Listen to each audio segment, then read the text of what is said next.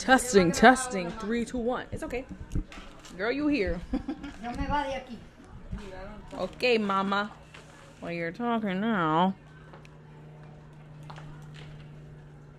Hello, party people. Coming to you live from Abuela's house with her fishy tanks, Chippy and Chipota. This is Awkward Turtle, and this is the Awkward Turtle Diaries. This is episode 3. Let's be honest. Let's be honest. Look, my grandma gave me this shawl that matches my nails that my mom wore when? For my wedding day. For her wedding to my father. And I was already born, so that says all you need to know about that.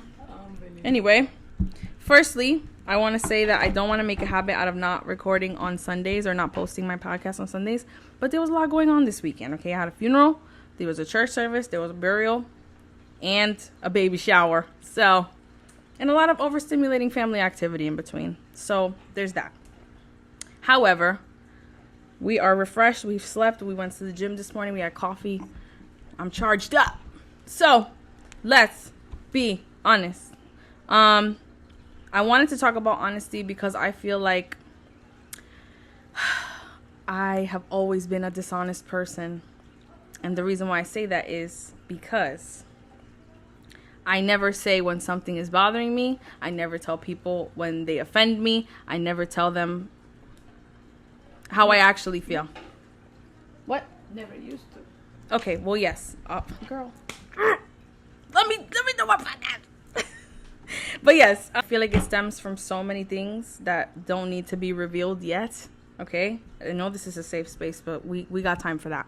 However, I never valued raw honesty or transparency because I saw people be honest and not consider other people's feelings. And I think that that's my real beef about it. Okay? However, honesty to me should not look like degrading someone. And I think that that is my beef with it. Okay? And I associated honesty with being cruel.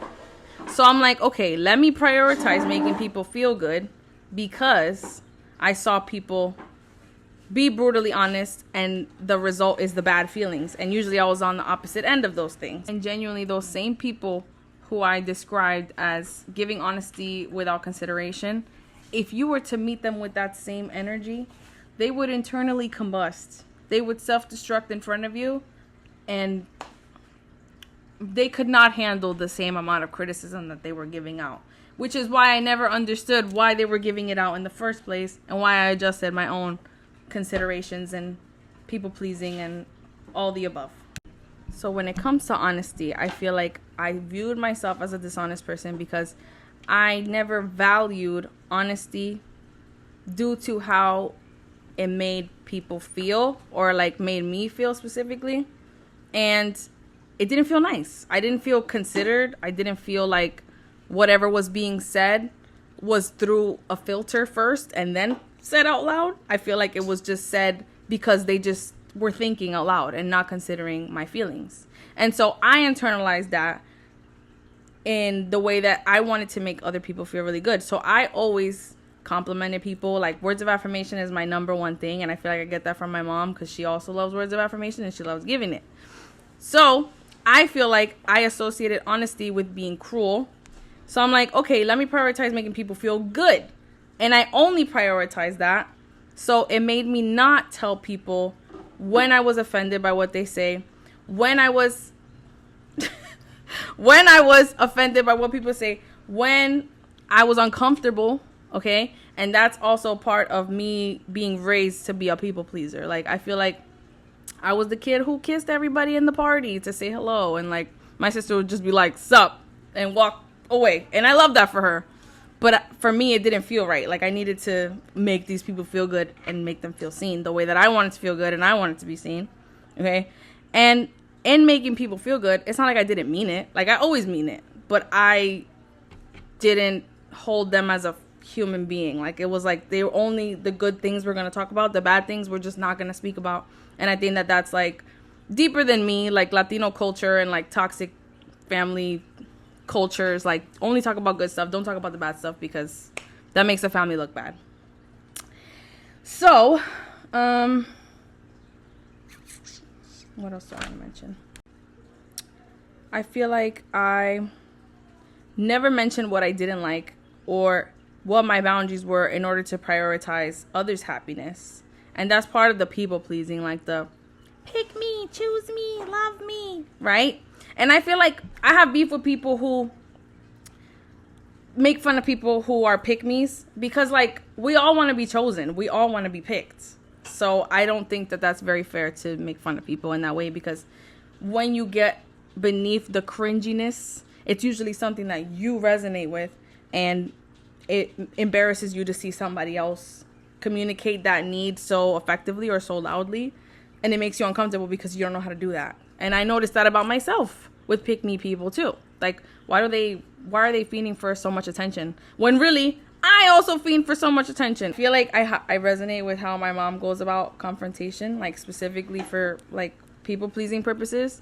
And I feel like it's impossible for me to be myself without it annoying the fuck out of other people. And I noticed my mom do the same thing. Like, us being ourselves triggers something in other people that really bothers them, that makes us feel like we have to shrink ourselves. And it further perpetuates the people pleasing and prioritizing other people over ourselves. Because I'm just like you, bruh. To this day, my silliness triggers angry people. Like, I don't take life too seriously because I know how serious I take life when I'm in private and when I'm in my own head.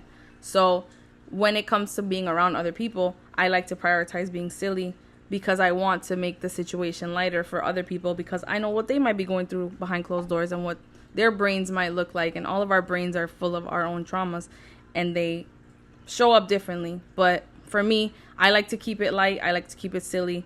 And I always notice when it really triggers somebody and it makes them like angry or they get annoyed or like they're not really into what I'm doing. And it's usually people who had to be adults at a younger age, or like younger than they were supposed to be adults, and they're supposed to be kids and they're supposed to be enjoying their silly life.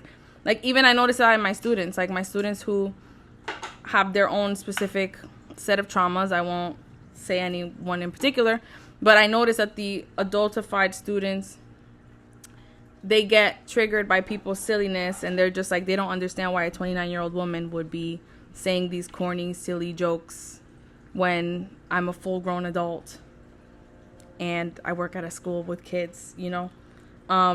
But I can recognize that in other people because I saw it in my sister too. Like, I feel like she had to grow up really young, and so sometimes when I'm being not too serious, she gets annoyed by that because she's like, be so for real, you know what I mean? Like, she sometimes doesn't allow herself to be that silly.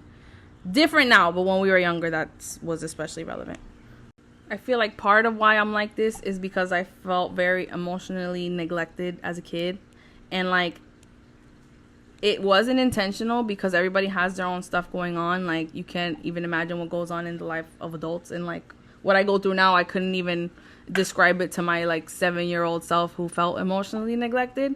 But it made me want to make sure to not do that to other people, which is part of why I became an educator, because I wanted young people to feel seen by someone, at least, than like the people that you see every single day, sometimes more than your parents, are your educators and your coworkers. And even in me, like, wanting to make people feel good, it's usually in the form of compliments. It's usually in the form of making them feel special and seen and understood and heard and all the things that I wanted as a kid. And so even then, it makes people side-eye me. And like, I understand. I completely understand. Like, why are you gassing me so much? Why are you giving me all these compliments that I don't receive from people who I should be receiving them from? And so it makes people resent you sometimes because like, they don't understand why someone would want to, somebody that's so disconnected from them would treat them better than somebody that's like their caregiver, their caretaker. But like, I feel like the compliments that I give and the love that I give people, like, I'll never want to take that back. Like, that's not something that I ever need back from them. So like, it's free. It costs you nothing to be a good person, you know? But I feel like I am learning and I am growing, and I'm trying to continue making people feel good, but I'm also trying to be honest and true to my feelings. And part of why I brought up the emotional neglect is like, because I saw so many people that I care for neglect me emotionally, it taught me to abandon my emotions too and prioritize others. And then it makes me not have to deal with myself at the end of the day. It makes me focus on somebody else and focus on what they're going through and fix them so that I don't have to deal with myself at the end of the day. I've had to ignore my feelings for the benefit of others as a kid. And so in order to keep the peace, I feel like I try to be so understanding all the time. And it also like saves you from disappointment. Like I feel like I keep my expectations really low so that if you exceed them, I'm like really happy. And then if you're like, do exactly what I think you're going to do, which is nothing, then I'm like the same, I'm even. But it's still disappointing, right? Because these are the people who you care about and who you want to show up for you. But you keep your expectations at, like, the bar is in hell. I've heard that so many times. For men, for friendships, for family, like, the bar is in hell. Like, we should expect more of the people that we care for, but we don't want to get hurt, and we don't want to put our expectations so high that we hurt our own feelings and people disappoint us. When really, they should disappoint us so that we know for next time, and that we know not to trust these people, and we know that they can exit our lives, and we know that we did everything that we could. And so I feel like I'm done doing that. Like, I'm done making excuses for people. And, like, again, I live alone for the first time ever, and, like, probably one of the first people in my family to live alone. So I feel like I have the space to do it now, whereas before I needed to rely on certain people, and, like, you know, I still have to be in community with people and live with people and have roommates and whatever. But genuinely, I feel like I'm done doing that. And I feel like my fear was always, if I'm painfully honest with people, if I tell them how I feel, even though I would consider their feelings even in telling them the truth, I'm going to be left alone. Like, and I always feared being abandoned. So digging deeper than that, I was afraid to face myself by myself. And, like, a lot of times I used a partner to, like, deal with it for me and, like, make me feel seen and all the things. But then I would resent them because I don't even know what I look like internally. Like, I'm seeing myself from the lens of a partner instead of seeing myself from the lens of myself. I'm seeing myself from the lens of my parents instead of seeing myself. And then I'm seeing myself from the lens of my siblings instead of, like, really doing the work and learning myself. Like, I'm just taking what people are saying about me at face value and, like, taking that into my own personality traits. And that's how I'll describe myself to people. Like, I didn't really know myself. I just knew myself from other people's descriptions of me, if that makes sense. Another aspect of, like, facing myself was after a really difficult breakup, because I learned along the way that your partner is a representation of you, or at least a part of you. And if that person was representing me, and he was, I was so fucking embarrassed. And that sounds crazy, and it maybe doesn't sound nice, but it's just true. Like, I had to face myself and my actions, and there were a lot of things that this person did negatively towards me that I had to just deal with myself.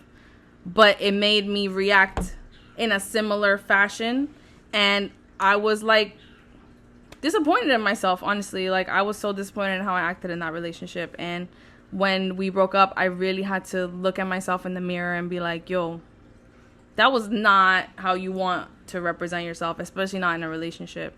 And so having to face the darkest parts of me on my own, and, like, having to grieve that relationship on my own without the person, because I feel like initially I was grieving it while I was still in the midst of it. And so when I finally had the time to be by myself, I did not like what I saw. I can't lie to you. And in that relationship was, like, the time that I abandoned myself the most, because even in previous relationships, like my first love relationship, I did abandon myself a lot, but he was so supportive of me emotionally that, like, I would be able to find independence again and then lose myself again. And it was, like, kind of like that cycle, which is still not good. But in this case, in the next one, I just completely abandoned myself for this person because I didn't want them to feel abandoned by me. So I abandoned myself. Does that make sense? No, it doesn't. I mentioned in a previous video how I gave myself 2,000 miles between the people that I could not maintain boundaries with, which was my family. So I did put a physical boundary. And I'm like, you know what? I have this shit on lock. I went through a friend thing, set boundaries there.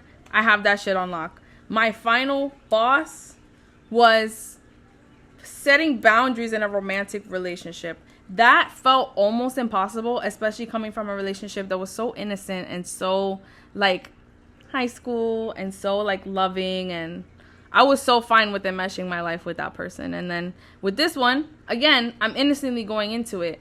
And you never think that the person that you're going to be with would let you abandon yourself for them. You think that they would be like, you know what, you're doing so much for me, do for you. That was not the case in this relationship. And every time that we lie for somebody else's comfort, every time that we don't set that boundary that we really want to in order to protect ourselves and our safety, we abandon ourselves. And every time that we shrink for somebody else's comfort, we are abandoning ourselves. So I vow to never do that again. Part of that vow is to be honest with myself first and check in with myself first before saying yes, and being honest with those around me. That keeps me safe, and that keeps the people around me safe, and it keeps me in their lives, and it keeps them in mine, and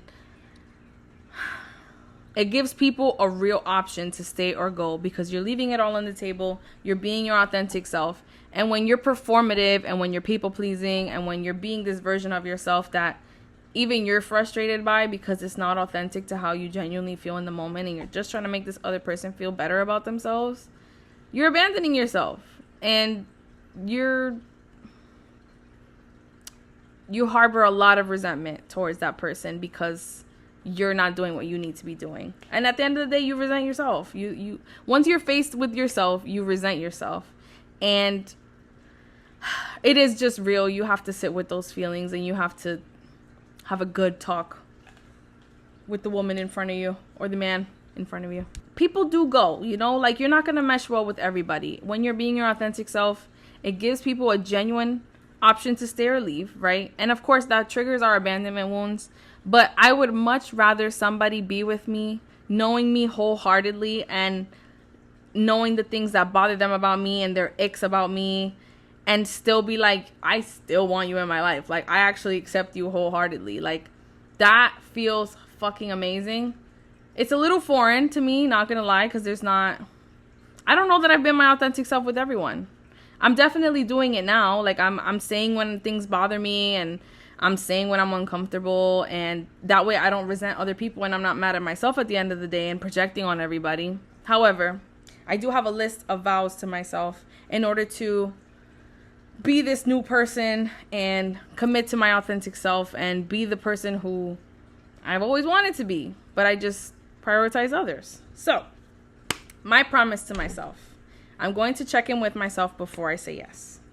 Telling myself it's okay to say no, even after you say yes, if you can no longer do it. It's okay. Just because you said yes doesn't mean you have to commit to the yes. I love being a person of my word, and I do my best. But if I check in with myself and I actually can't do that anymore, or I don't want to do it anymore, I'm not going to do it.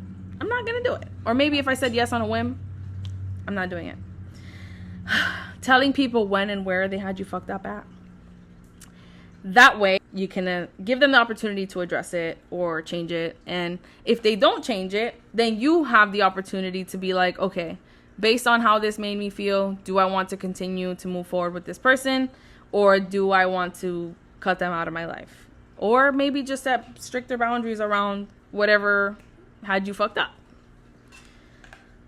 Saying how you feel when you feel it in order to let it out and not resent people. That pretty much goes with what I said before, but in this case, it's much more minuscule. It's not really somebody having you fucked up. It's just maybe something made you feel uncomfortable that was said and you need clarity. I vow to myself that I will make sure to seek that before I hold any resentment for anyone. Saying no, even if you get pushback. I feel like a big part of my self-abandonment and my people-pleasing journey is when I started to set those boundaries, I feel like people saw me as the worst fucking person in the world. And like, that is actually so frustrating. But I feel like people who have boundaries from the get are so respected, and people are not gonna give them as much lip as somebody who had no boundaries and started to have boundaries. And like, because now you're being a completely different person, and that's not what they signed up for. They signed up for the person who says yes to everything. And that's not me anymore, babes. It's not. Resting. I feel like I have been in such an overly productive mindset and productivity driven mindset. And that comes from survival mode, I feel like a year ago, I put myself in survival mode because of said breakup. And I was working my 9 to 5. I was a full-time grad student. I had a second job. And I still had a full social life. I was clearly running from how I felt. I feel like I didn't have the most terrible idea, but I eventually crashed and burned, and that led to me having to take this year off because I did so much last year. And I feel really good about it, and I feel like I can finally rest peacefully to where I want to rest, and I'm taking the rest, and I'm doing the rest, and I'm resting some more. And that's literally what I'm doing this week in Florida. So I'm doing great. Doing what I want, doing what makes me happy.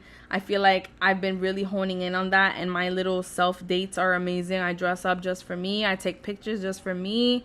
I sit at the bar and get free drinks, and everybody has a dandy old time. I like looking at me. The bartenders like looking at me. I'm not doing it for them, but you know, that's a plus. I love that for them. I would love to see me at a bar.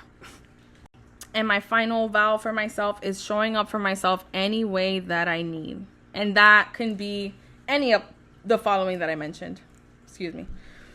That can be any of the following that I mentioned. And it's okay because I'm the one that has to deal with me at the end of the day. I never want to feel how I felt last year, where I was disappointed in myself by how I acted in a relationship, and it did not reflect how I truly wanted to feel and look at myself. And you know, I did discover the deepest, darkest parts of me, and I think that I see myself as a whole person now. So I am very thankful of the lessons that I learned in that relationship. However, I hope that I can feel free and safe and vulnerable and authentically myself enough to open my heart up to love again, and even just like continue to love myself, because I genuinely feel like I have fallen in love with myself, and I love so much about me. Even the ugly stuff, she's still really cool, and she's still worth it, you know? Being your authentic self, you still might not get chosen by the people you want to get chosen by. You still might get fucked over by them. Or maybe they choose you and they still fuck you over. Just because you would do it for them does not mean that they would do it for you. You still may not get that happy ending with that person that you really want to, but God said no. And why would you? You should be with people and around people who truly love you and value your voice and want you to be heard. Anyone who wants you around because of you shrinking yourself for them should not be around and should remove themselves, and you should let the trash take itself out. And you have so much more power than you know, and they don't want you to know. Peace out, Girl Scout.